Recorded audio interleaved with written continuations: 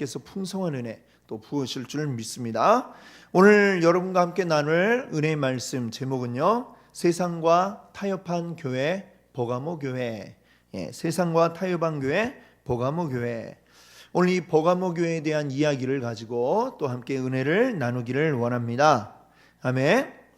우리 계속해서 이 금요일 밤에 우리 요한계시록 말씀을 함께 생각해 보고 있습니다. 이 요한계시록의 그 본론의 내용을 우리가 크게 네 부분으로 나누었습니다. 왜 네 개로 나누었냐면 이 사도 요한이 네 번에 걸쳐서 이제 성령에 이끌려 계시를 보았다라는 내용이 나오고 있습니다. 그래서 그것을 따라서 이제 네 번의 그 계시를 본 것으로 이 본론의 내용을 넷으로 나누었죠. 근데 그 중에 첫 번째 이제 계시를 보았던 게 1장 9절에서부터 이제 시작을 합니다. 거기서부터 이제 계속 지금 첫 번째 그 계시의 내용을 생각하는데요. 1장에서는 어떤 내용이었어요? 사도 요한이 계시 가운데 바라본 예수님의 모습을 이렇게 묘사를 해놓았죠. 예수님의 그 겉모습들. 그러나 이게 진짜 어떤 그 딱 겉모양이 그렇게 되었다라기보다도 예수님이 어떤 분이신가를 그 모습을 통해서 우리에게 나타내 보여주는 바로 그러한 모습이었다라고 할 수 있고요. 그리고 그 모습들이 또 어디에 드러나느냐 하면 이제 뒤에 2장에서부터 3장까지 소아시아의 7 교회들에 대한 말씀이 나오는데 그때마다 그 교회에 적합한 그러한 모습을 거기에 적어 놓은 것을 봅니다. 오늘 같은 경우에는 이 버가모 교회는 12절에 보면 뭐라고 하셨어요? 좌우에 날성검을 가진 이가 이르시되, 이렇게 나오죠. 이것은 예수님의 그 입을 보니 그 앞에 1장에 보면 양날에 양 좌우에 날이 선 검과 같더라라고 이렇게 되어 있죠. 지금 그 모습이 버가모 교회에 임하는 예수님의 모습이다, 이렇게 볼 수가 있습니다. 자, 오늘 이제 우리가 앞에서 에베소 교회 그리고 서머나 교회를 살펴보았고요. 이제 세 번째로 이제 버가모 교회를 보려고 합니다. 한번 지도를 우리가 보게 되면 이 지도를 보시면 여기가 이제 소아시아 지역이죠. 여기가 소아시아 지역이고 여기 에베소에서부터 출발해서 그다음에 서머나 그다음에 이제 버가모 이 지역으로 올라오게 됩니다. 딱 보면은 어때요? 이 도시들이 지금 에베소, 서머나, 버가모가 다 해안가에 위치해 있는 도시들인 것을 우리가 알 수가 있습니다. 우리 에베소도 굉장히 큰 도시라고 그랬잖아요. 그렇죠? 왜 여기가 큰 도시가 되었어요?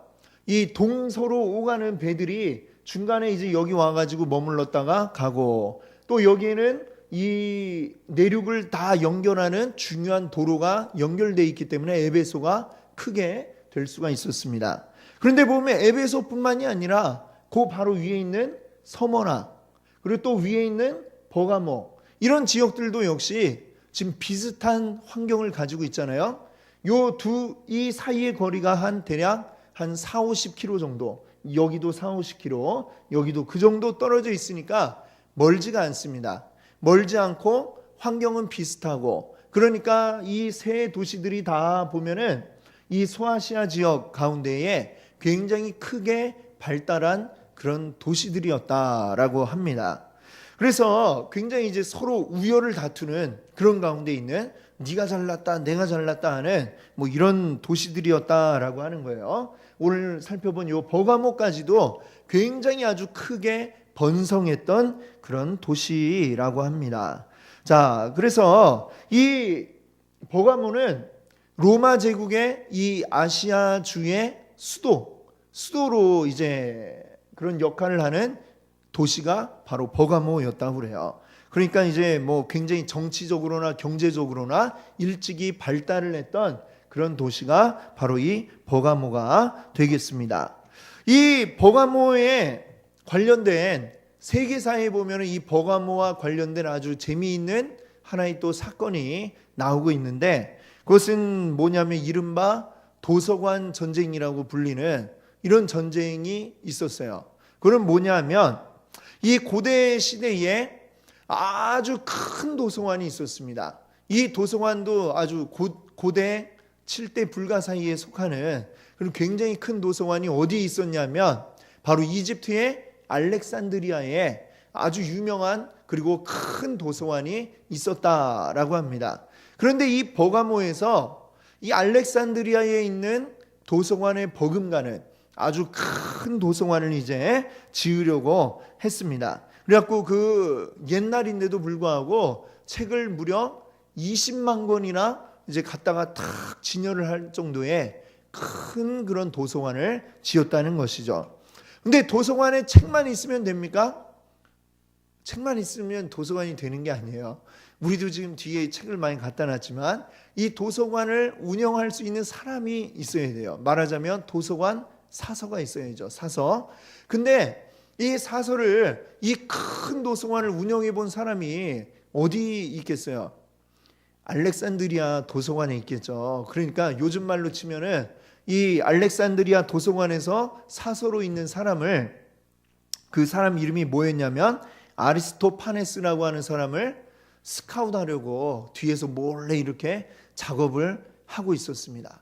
근데 그것을 이 이집트의 왕이었던 프톨레미가 이거를 딱 이제 알아버린 거예요. 그래갖고 아주 화가 나가지고 이 버가모 이 녀석들이 하고 그래갖고 그 바람에 이제 막 싸움도 나고, 그리고 그 다음에 어떻게 했냐면은 그 당시 이집트에서 아주 오래 전부터 발달한 게 있죠. 바로 이 종이, 이집트의 종이가 뭐냐면 파피루스라고 부르는 종이가 이제 발달을 했습니다. 이걸로 이제 책을 만들었는데 이거를 이 버가모 때문에 더 이상 이거는 우리가 국외로 절대 수출하지 않겠다. 이렇게 해가지고 파피루스를 아무데도 이제 팔지 못하게 해버렸습니다. 그러니까 이 버가모에는 이제 도서관은 크게 지어놨는데 책은 이제 만들어야 되고 어떻게 해야 돼요? 다른 대체할 수 있는 대체제를 이제 찾다 보니까 거기에서 이제 뭐가 나왔냐면은 송아지 가죽, 이런 짐승들의 가죽을 얇게 펴가지고 이제 만든 양피지, 거기다 이제 글을 쓰기 시작하는, 그래서 이 양피지가 바로 요때 이 버가모에 의해서 이제 만들어졌다라고 해요. 그런 아주 재미있는 역사의 그 주인공이 될 만큼 이 버가모가 그러니까 굉장히 발달한 도시였다라는 것을 우리가 그 이야기에서 알 수 있죠. 자, 이 버가모에는 또 가운데에, 이 도시 가운데에 원뿔 모양의 그런 언덕이 있었다고 그래요. 원뿔 이렇게 돼 있죠. 그 원뿔 모양의 언덕이 있는데 이 언덕 위에는 아주 크고 웅장한 신전이 있는데 바로 제우스 신전이 있었습니다. 이 제우스 신전의 길이가 27m, 높이는 6m에 이르는 아주 어마어마한 규모를 자랑하는 신전이 있었고, 근데 그 언덕 위에 제우스 신전만 있는 게 아니라요, 또 다른 신전들이 또 있었습니다. 아테네의 신전이 있고, 그리고 또 디오니소스의 신전, 그리고 이제 의료의 신이라고 불리는 아스클레피오스 신전이 또 있었다고 그래요. 이 아스클레피오스 신전도 굉장히 이제 제우스 신전 못지않게 규모가 큰, 그래서 사람들이 이제 많이 오는 그런 곳이었습니다.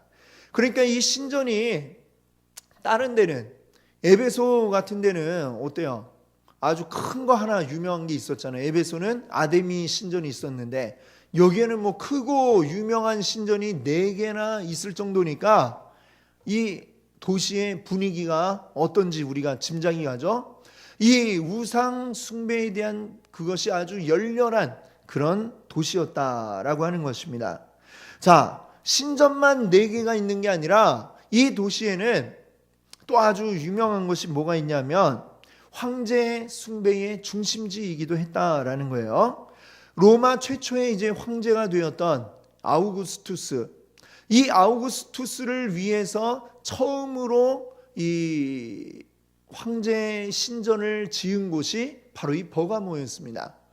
그러니까 아주 정말 황제 숭배 사상이 굉장히 아주 열렬한, 끝내주는 그런 동네였죠. 거기에다가 이 아우구스투스의 그 신전 외에도 또 다른 로마의 황제들, 트라이안 황제, 또 세베루스 황제의 신전까지.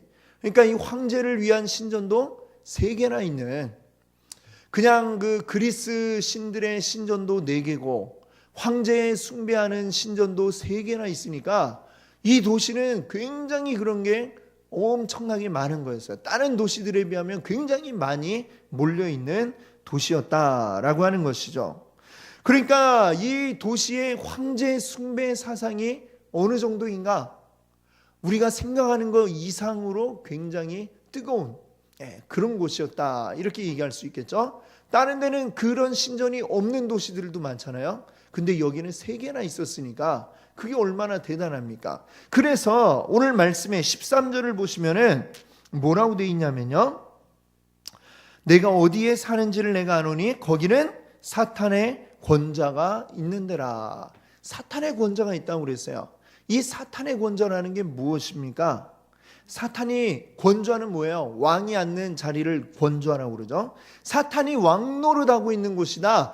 이 시대에 사탄이 가장 강력하게 일했던 게 뭡니까? 바로 로마 황제 숭배, 그것을 이용해서 사탄이 그 시대에 가장 강력하게 일하고 있었는데, 즉 그 황제를 숭배하는 신전이 무려 3개나 있는 이 도시, 황제 숭배 사상으로 모든 사람들이 아주 가득한 바로 그러한 도시가 이 버가모였다라고 하는 것을 우리가 알 수가 있습니다. 그렇다면 그러한 도시에 있는 이 버가모 교회는 얼마나 이 교회의 믿음을 가지기가 힘들었겠는가라는 걸 우리가 짐작할 수가 있죠. 황배 숭배 사상과 이 기독교 신앙은 절대로 양립할 수 없는 그런 것이었습니다. 왜냐하면 전에도 말씀드렸죠. 황제 숭배 사상 뭐예요? 다른 거 다 너희들 다 믿어도 좋지만 적어도 1년에 한 번만은 이 황제 앞에 나와서 제사를 드리고 숭배해야 된다. 그럼 그것으로 이제 로마를 하나로 묶고자 하는 그런 생각으로 이 황제 숭배 사상이 나온 건데, 근데 이걸 거부하면 어떻게 됩니까? 로마라고 하는 그 체제 자체를 거부하는 것이 되기 때문에 그것을 쉽게 용납해 주지를 않았죠. 근데 기독교인들은 어때요? 그 하루뿐만이 아니라 단 1초라도 나는 황제를 숭배한다고, 황제를 나의 주인이라고 나는 그렇게 고백할 수가 없습니다 라고 이야기하면서 이 초대교회는 계속해서 핍박을 받았던 것입니다.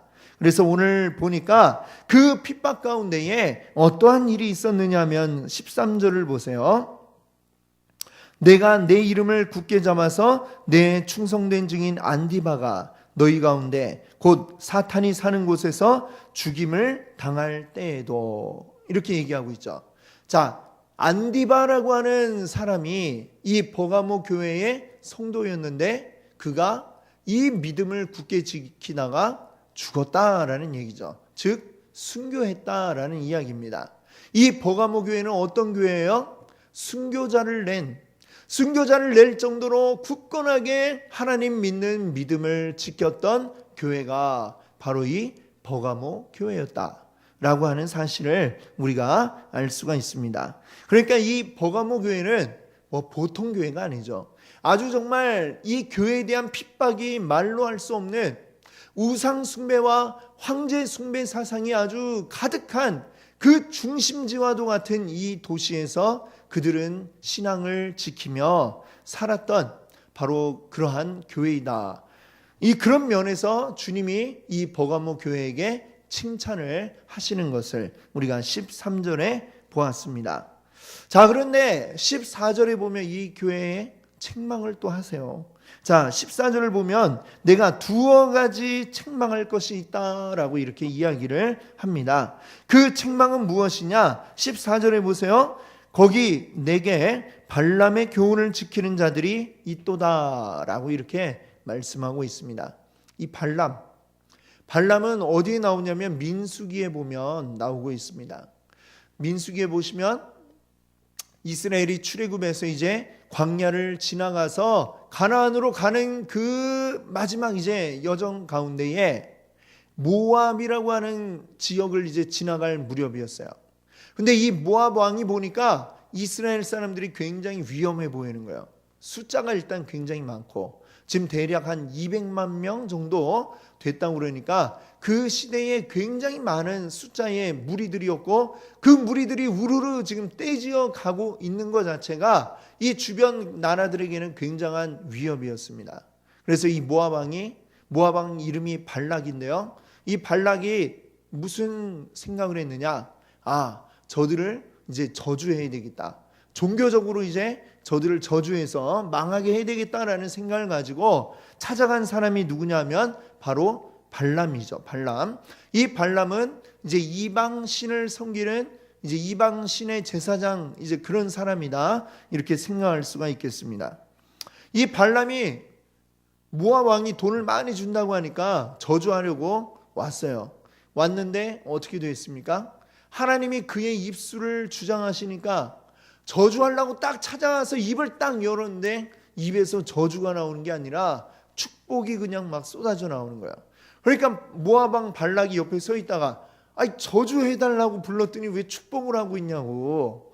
그러니까 나도 내가 하고 싶어서 하는 게 아니에요. 이랬겠죠. 그러니까 아무래도 여기 터가 안 좋으니까 장소를 옮겨서 해봅시다.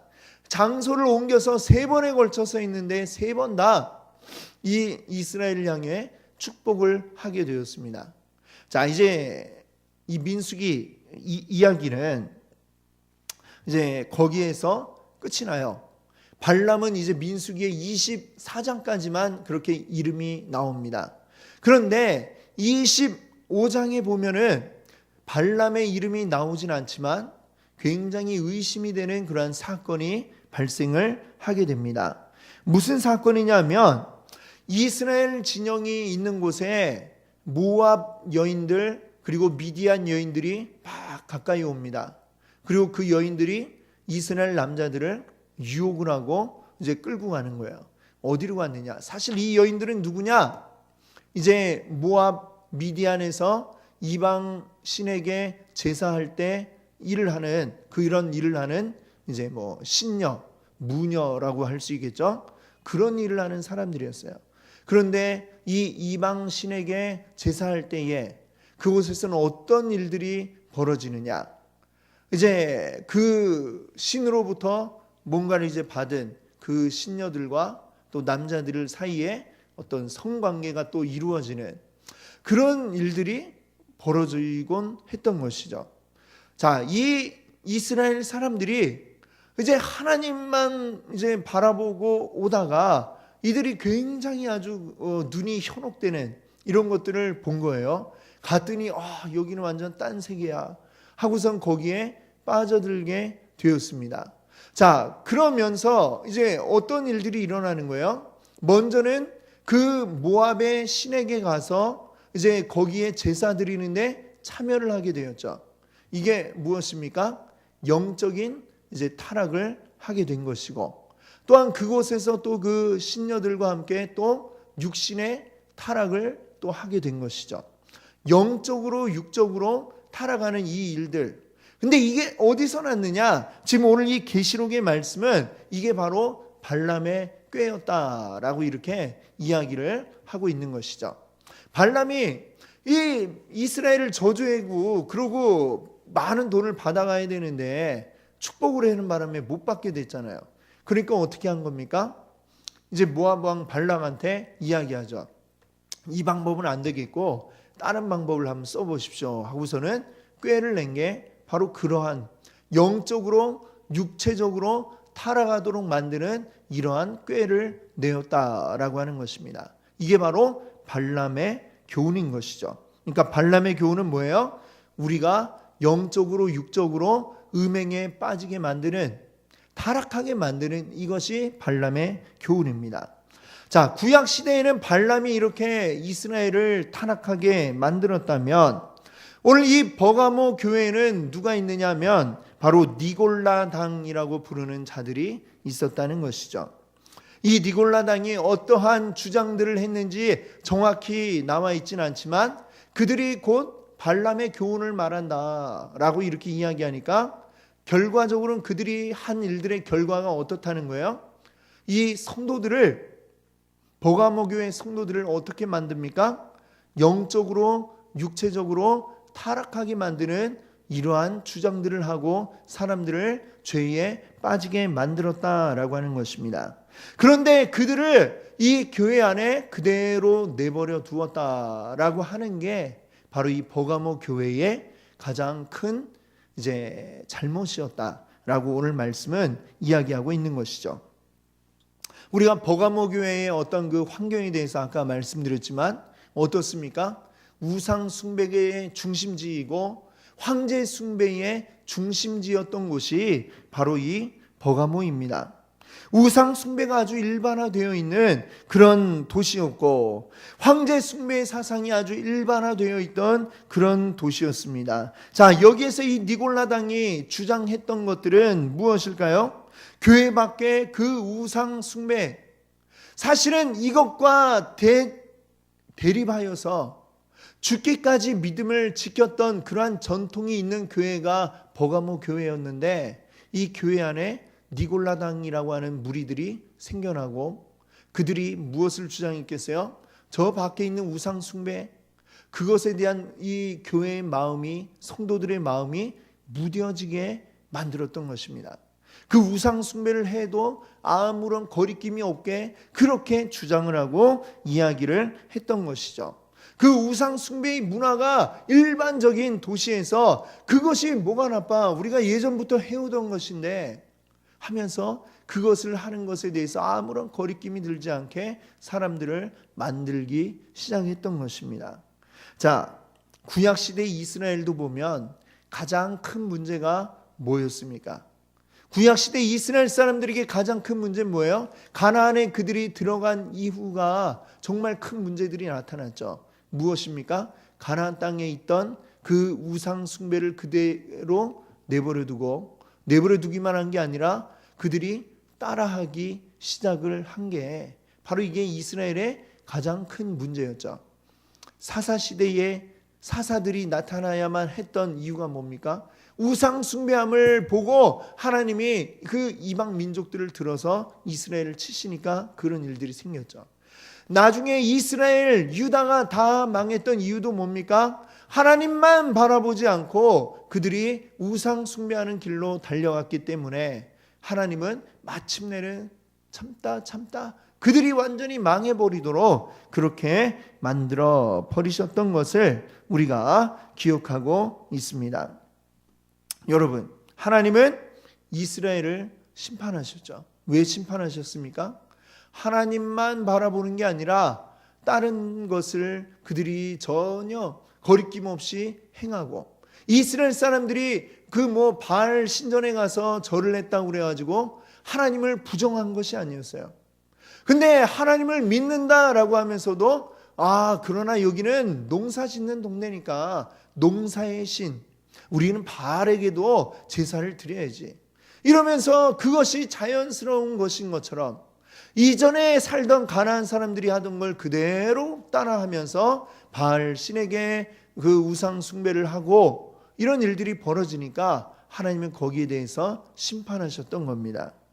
엘리야가 갈멜산 위에서 백성들에게 외쳤던 그 말이 무엇입니까? 열왕기상 18장 21절 말씀을 보세요. 뭐라고 했는가? 같이 한번 읽어볼까요?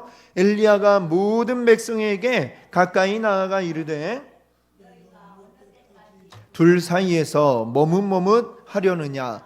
여호와가 만일 하나님이면 그를 따르고 바알이 만일 하나님이면 따를지니라 하니 백성이 한 말도 대답하지 아니하는지라. 아멘. 자, 여기서 이 백성들은 어땠어요? 하나님도 섬기고 바알도 섬기고, 이때는 이렇게 또 이때는 이렇게, 둘 다 섬기면 더 좋지, 세상에 그 바알을 섬기는 걸 그들이 똑같이 섬기는 거에 대해서 아무런 죄악된 감정을 느끼지 않고 있었다는 것입니다. 그래서 그들에게 엘리야가 외쳤던 것이, 너희가 어느 때까지 이 두 사이에서, 하나님과 바알 사이에서 이쪽에 갔다 이쪽 갔다 언제까지 머뭇머뭇 하려느냐라고 하면서 빨리 한 분만을 택해라. 여호와 하나님을 택하든지 바알에게로 가버리든지 택해라 라고 이 말씀을 했던 것이죠. 예수님도 이렇게 우리에게 말씀하셨습니다.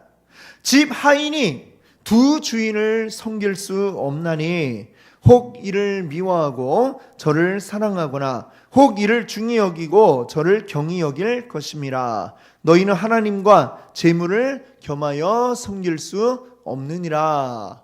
아멘. 마지막에 뭐라 했어요? 재물과 하나님을 겸하여 섬길 수 없다라고 이렇게 말씀하고 있습니다. 예수님의 2000년 전에 벌써 이 말씀하신 지 2000년이 다 되었는데 지금까지도 유효한 말씀이죠. 너무나도 지금도 생생하게 지금 우리에게 질책하시는 듯한 이 말씀, 하나님과 재물을 겸하여 섬길 수 없다, 이 말씀 아니겠습니까? 오늘날 이 시대의 가장 큰 우상이 무엇입니까? 바로 재물, 돈이죠. 돈이 있으면 우리가 다 가질 수 있을 것 같은 그런 착각에 우린 돈에 매여서 돈을 좇으며 살아갑니다. 그렇다고 큰 부자가 된 것도 아니면서 계속해서 돈만 바라보고 살아가는 게 지금 오늘날 이 시대의 우리들의 모습인 것이죠. 하나님이 아닌 다른 것을 우리 주인으로 삼고도 그것을 죄라고 생각하지 못하는 것, 오히려 그것이 잘하는 것이라고 이런 생각을 가지는 것, 세상의 가치관이 지금 우리에게 들어와서 우리를 좀먹고 있는 바로 그러한 모습인 것입니다. 그것이 바로 오늘 이 버가모 교회의 상황이었던 것이죠. 그게 바로 발람의 교훈이고 그게 니골라당의 교훈이었다라고 하는 것입니다. 그러면 이 예수님의 책망을 들을 때에 좀 의아한 생각이 들지 않습니까?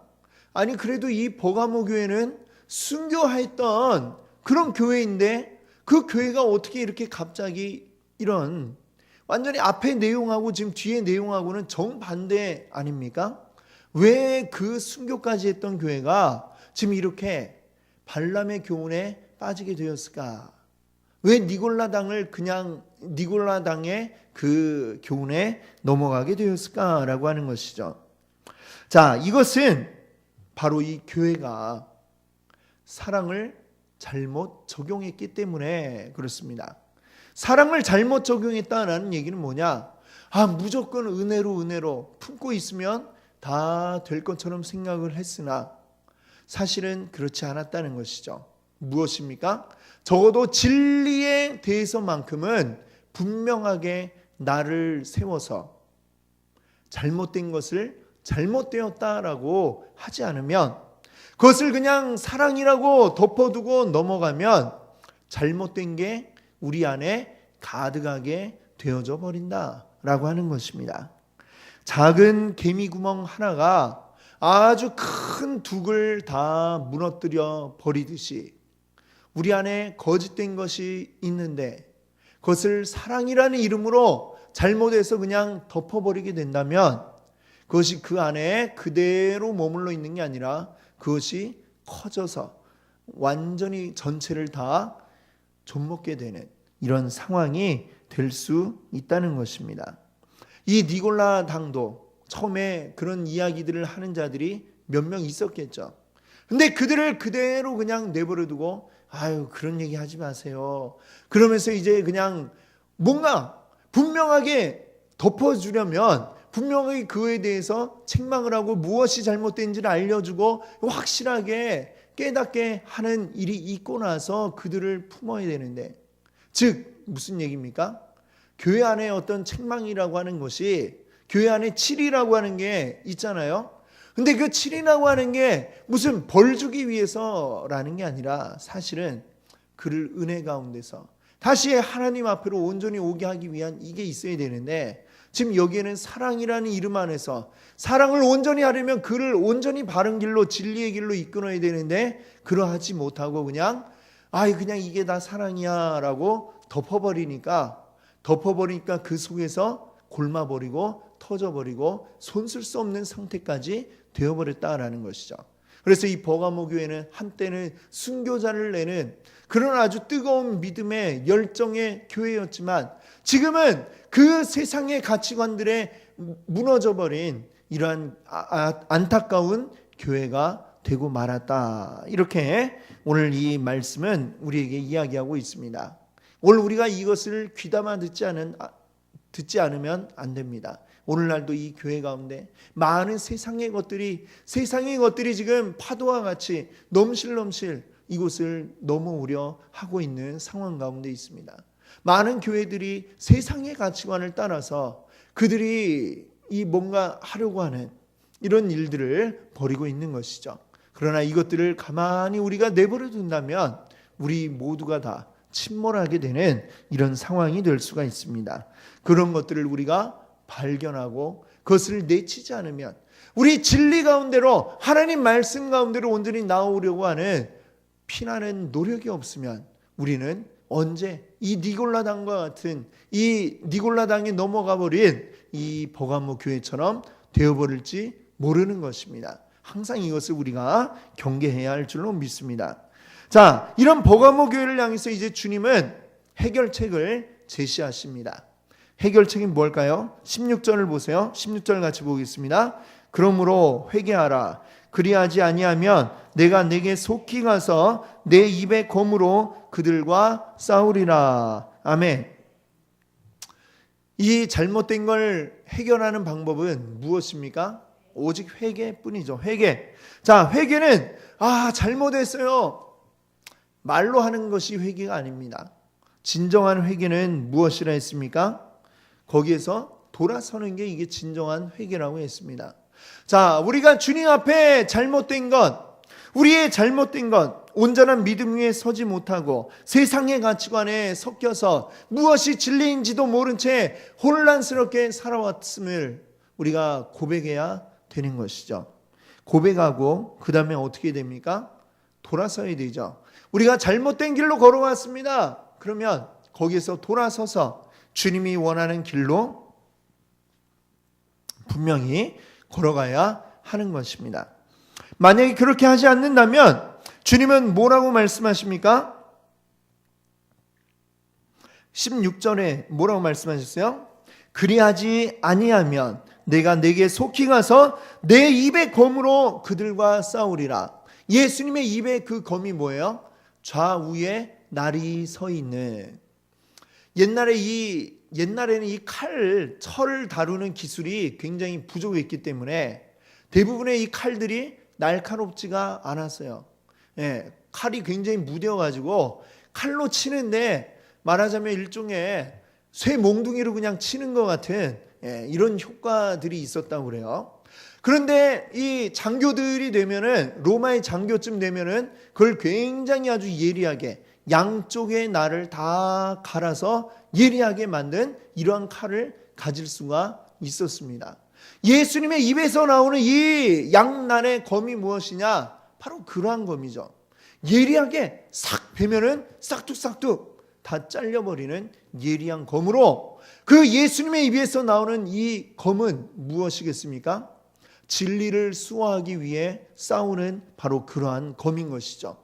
하나님의 교회라는 이름을 가졌다 할지라도 그 안에 온전하게 진리 위에 서 있지 못하면 내가 이 검으로, 내 입에서 나오는 이 검으로 너희를 베어버리겠다라는 말씀을 하고 계신 것입니다.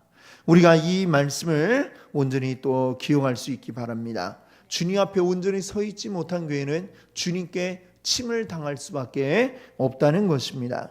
자, 그러나 주님이 진정으로 원하시는 바는 무엇일까요? 빨리 가서 너희들 내 검으로 베어버리겠어. 이게 주님의 원하시는 뜻이 아니라 주님이 원하신 건 그 앞에 있죠. 뭐예요? 회개하라는 것입니다.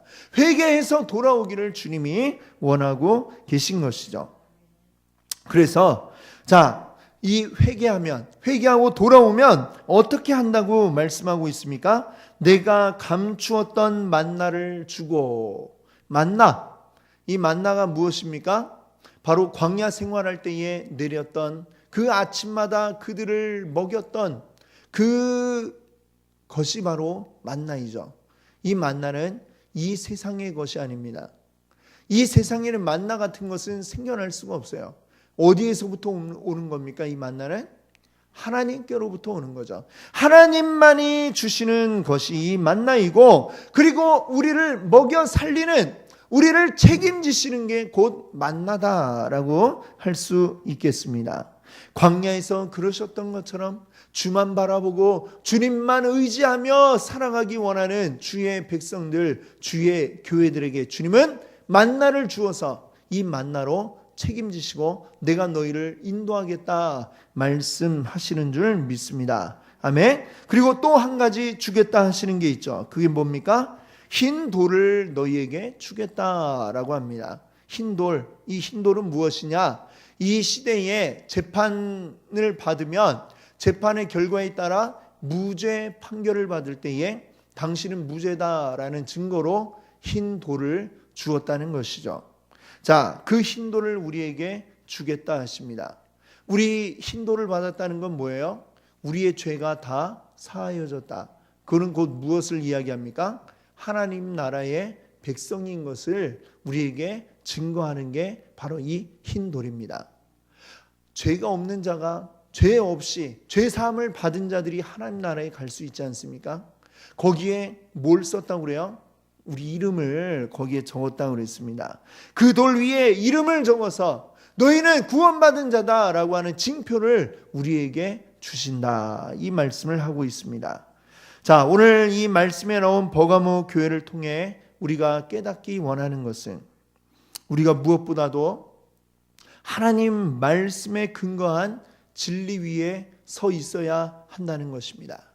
세상은 끊임없이 이 교회라고 하는 배를 침범하기 위해 파도를 계속해서 치고 있습니다. 그 파도가 넘어올 수도 있어요. 넘어오면 그 파도가 배 안에 들어왔으면 어떻게 해야 됩니까? 가만히 내버려 두면 계속 파도가 넘어 들어오고 쌓이다가 나중에는 배가 가라앉게 되겠죠. 그러지 않으려면 어떻게 해야 됩니까? 배에 물이 들어오면 퍼내야 되죠. 예, 이 일을 하는 것이 바로 우리가 하나님의 말씀, 하나님의 말씀이 우리에게 알려주고 있는 그 분명한 진리. 우리가 하나님을 어떻게 합니까? 성경이 이야기하고 있는 바에 의해서 우리가 알 수 있는 것입니다. 우리는 계속해서 날마다 우리는 이 말씀의 근거에서 우리가 하나님이 어떤 분이신지를 알고 하나님이 우리에게 주신 진리가 무엇인지를 날마다 검증해 봐야 되는 것입니다. 이 세상의 가치관이 지금 우리 가운데 들어와 있지 않은지, 이 세상의 것들이 지금 우리를 유혹하고 있는데 그것을 내가 모르고 넘어가 있지는 않는지 날마다 점검하고 우리는 온전히 하나님의 말씀 앞에 서 있기를 원합니다. 하나님의 온전한 진리 위에 서 있기를 원합니다. 그렇게 해서 오늘 주님이 약속하신 것처럼 하나님의 만나와 흰돌, 하나님께서 준비하신 이것들을 받아 누리는 온전한 하나님의 나라 백성 되시는 우리 여러분들 되시기를 바랍니다. 함께 기도합니다.